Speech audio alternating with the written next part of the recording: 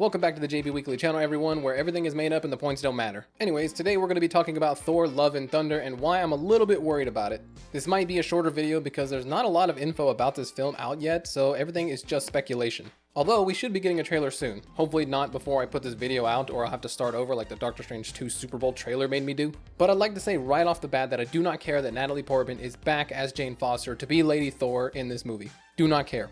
I actually own that comic story and actually really like it, but there is a reason why I don't like Natalie Portman, and it's weirder than you think. Remember this scene? I think I'm gonna have the sea bass. Sea bass, yeah, sea bass is good. Sea bass, sea bass, sea bass, sea bass, sea bass, sea bass, sea bass. Sea bass. Sea bass. Jane. Well, I watch a lot of MasterChef and Hell's Kitchen despite my inability to make toast, and they say sea bass a lot. So now when they say it, I think of this movie. She may not have wrote the scene, but she's the face that I see every time I hear sea bass, which makes me hate her. God, I am petty.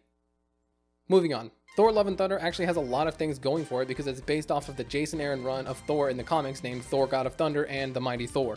In Thor God of Thunder, we get to meet Gore the God Butcher, and he is the villain that is going to be in this upcoming film. And this guy is one of the best written villains and characters that I've ever read, and I own every issue that he's ever been in.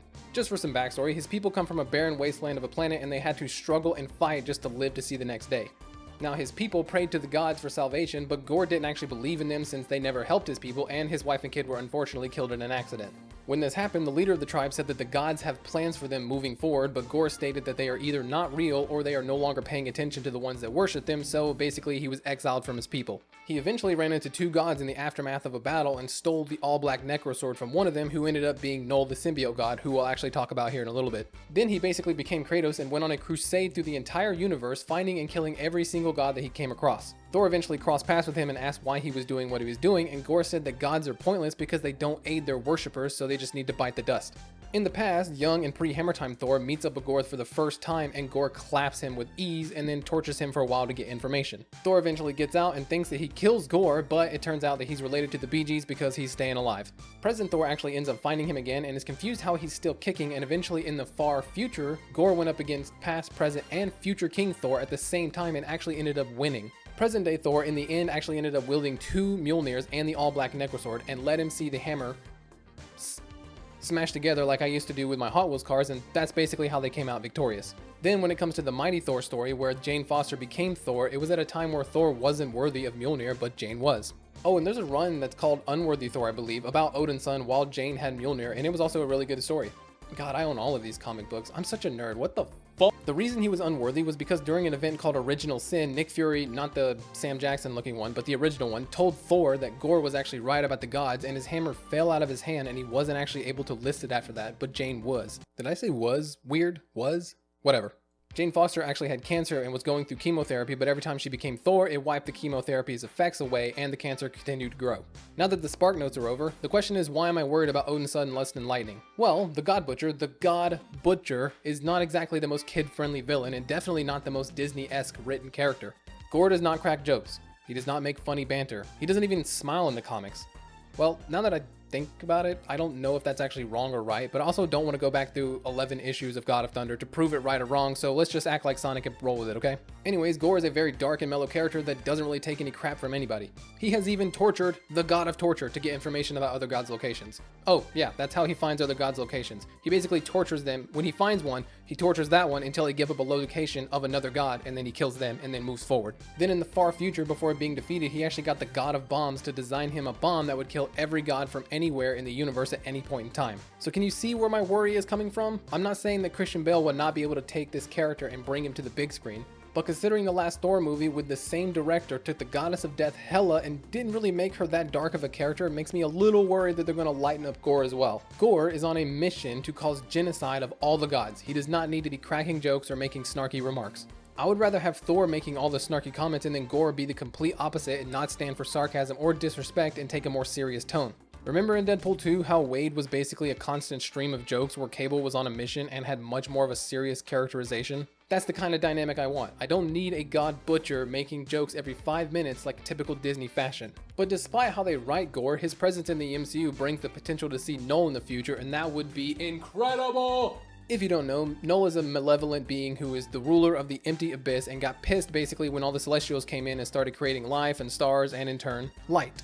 He wanted darkness, so from his shadow he actually forged a blade and beheaded a Celestial, which could potentially be Nowhere that is already in the MCU, eventually using that head as a forge to make the all-black Necrosword, which was in a sense the first symbiote. Soon thereafter, he realized that taking his living shadow and bonding it to living organisms, he could actually take over their body and control them going forward as a hive mind. These eventually became the symbiotes like Venom and Carnage. Now, if you can recall, symbiotes are actually weak against fire and sound.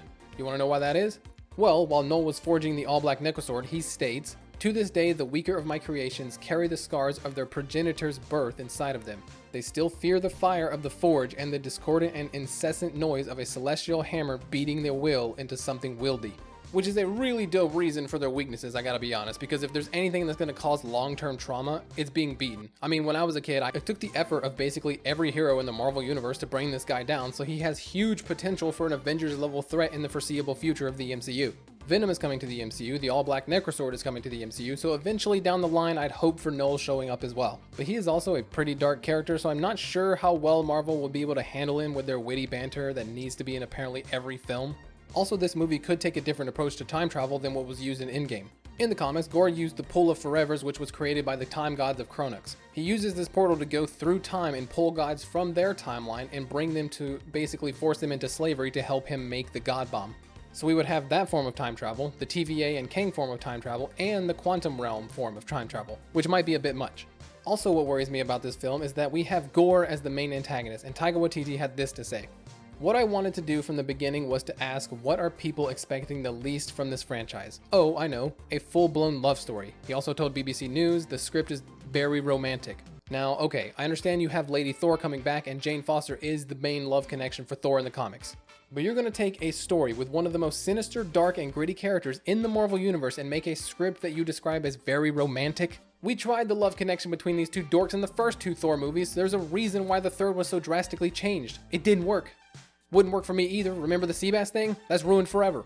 Also, Gore has to kill gods on screen. He has to. I'm guessing that's what will happen to Russell Crowe playing Zeus, or maybe even Jane Foster's Thor as well.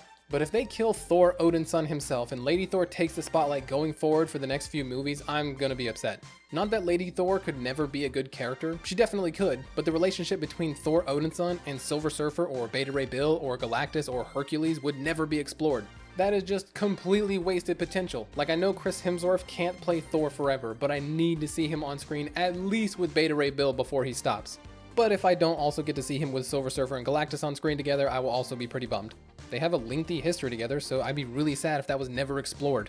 But what do you guys think about the movie's potential? Do you think that they will allow this film to take a more serious and gritty tone, or will it just kind of go down the Marvel formula route? Let me know down below. Of course, leave a sub to show some love, and slap the bell to know when I upload again. But as always, have a marvelous day.